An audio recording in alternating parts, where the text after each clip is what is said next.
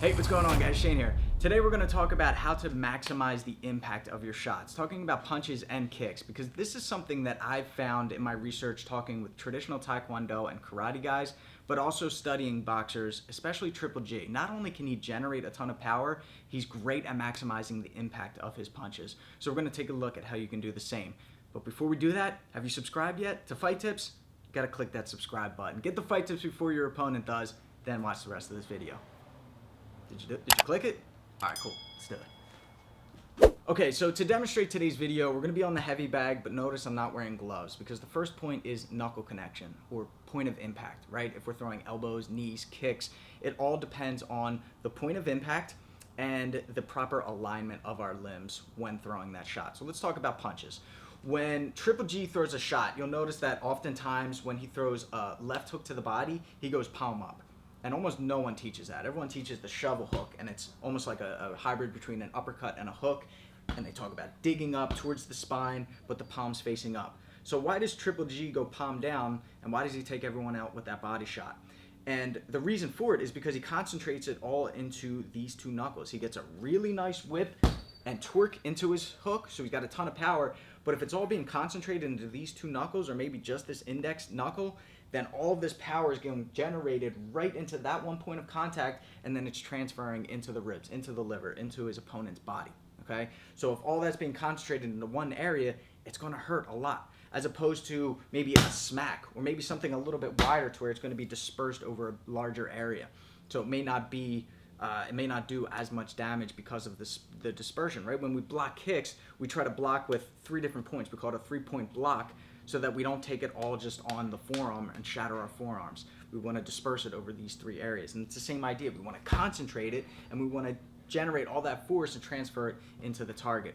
So when we're throwing punches, and I say that we should be practicing bare knuckle in the heavy bag. We have an entire video on how to do it correctly and safely without injuring your hands. But what you can do is maybe just wear hand wraps or wear gardening gloves, or just go really light and go on a soft heavy bag, okay? So that's my first tip, is to really focus on what part of your hand and knuckles are you making connection with when you're hitting. Are you hitting with all 4? Are you hitting with the incorrect parts, like these knuckles? Or are you hitting with your thumb? Are you hitting with your palm? Right? If you're hitting with the wrong parts, there's going to be give in these areas. You don't want any give. You want it to be a very strong point of impact. You don't want there to be any movement. It's also in the wrist too, right? If I throw a punch and my wrist is loose, then that's going to take away from the impact of the shot. So I have to make sure that when I hit, not only is my wrist strong, but my elbow's strong, my shoulder is in place, it's reinforced with my lat muscle, that everything is tight by the time it lands. Now I can't be tight the whole time, because then I'm going to be punching like a robot and be wasting a ton of energy. I'm going to be slow, and if I go like that, I'm not going to hit anyone with that. And if I do, they should have defended it. They should have seen that one coming. Instead, I should be loose. I should be hands open. I should be relaxed.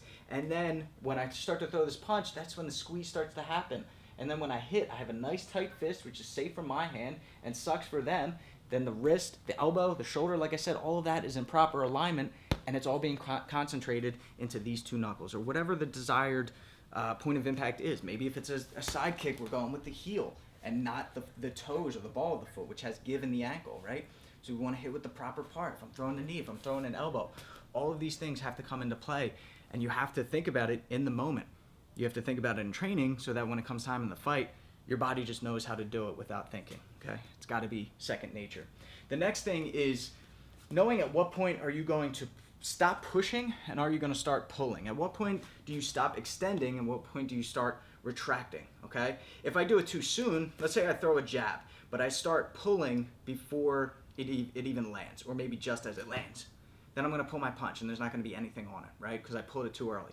And then on the opposite side of the spectrum, if I push for too long and I don't pull back, now I'm exposed and I'm going to get countered. So I have to find that sweet spot. I have to find that balance to where I'm pushing it and then I'm pulling it back. Pushing it and pulling it back. Extending and retracting. Now here's the thing. This was like a big light bulb moment for me. Talking with traditional Taekwondo guys, they talk about sticking their kicks. So this is a lot with tricking guys when they're trying to go for like really cool, flashy things. Whether they're trying to get someone to snap a picture or if they're just doing it for a video. Instead of throwing a side kick, we'll say, and going like that, right? There was this split moment where I stopped pushing and I started pulling. They call sticking the kick, where they go and then they pull it back in. So they leave it out there for an instant. Now, the concept here is, I want you to answer this question in your head. Is it possible to throw with 100% speed, but only 10% power? With anything, with a punch, with a kick. Can I throw with 100% speed, but only 10% or only 5% power? Absolutely.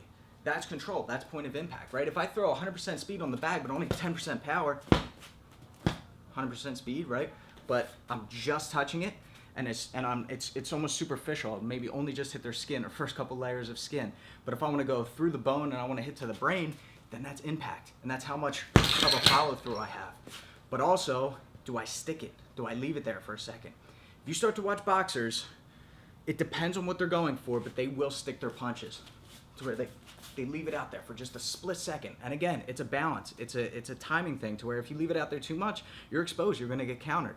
And they don't do it all the time because sometimes they just want to pity pat. They just want to get you to blink. They just want to get your guard up. So when they do that, it's a little bit of this, and when they find the opening, that's when they'll stick it a little bit more. They're still retracting. They're still pulling it straight back, but there's that split moment, a couple milliseconds, where that arm is locked out in place. All the muscles are locked and loaded. The connection is strong, and then the retraction happens. Okay, so start to play around with that to where you change up the tempo, change up the impact, and then start to think of it like a meter where you have speed and then start adding different amounts of power. Or maybe you slow it down, because I can do the opposite too. I can throw a very slow punch but have strong power on it. Right? That versus didn't move the bag at all, but much faster, and that one moved the bag. Start to play around with that, and you'll notice how you can change your energy, your use of energy, how much that takes out of you. If I go 100 speed, 100 power, I'm not going to be able to do that the whole fight because I just don't have the energy to do so. But if I lower the power, keep the speed up, I can do this all day. But I'm not going to hurt anyone with that. Okay, so again, it's all about balance. All right, guys, there you have it. Again, it's a balance. It's finding that sweet spot and knowing when to stop pushing and to start pulling, but not doing it too soon to the point where you're pulling your punches, and not doing it too late to the point where you're exposed and leaving your arm out there. Okay, so you got to master it. You got to rep it out tens of thousands, hundreds of thousands of times. Once you find it, once you find that sweet spot, you'll see what I mean. But until then, be sure to subscribe if you haven't already to get the fight tips before your opponent does. I'm Shane with Fight Tips for the Underdogs.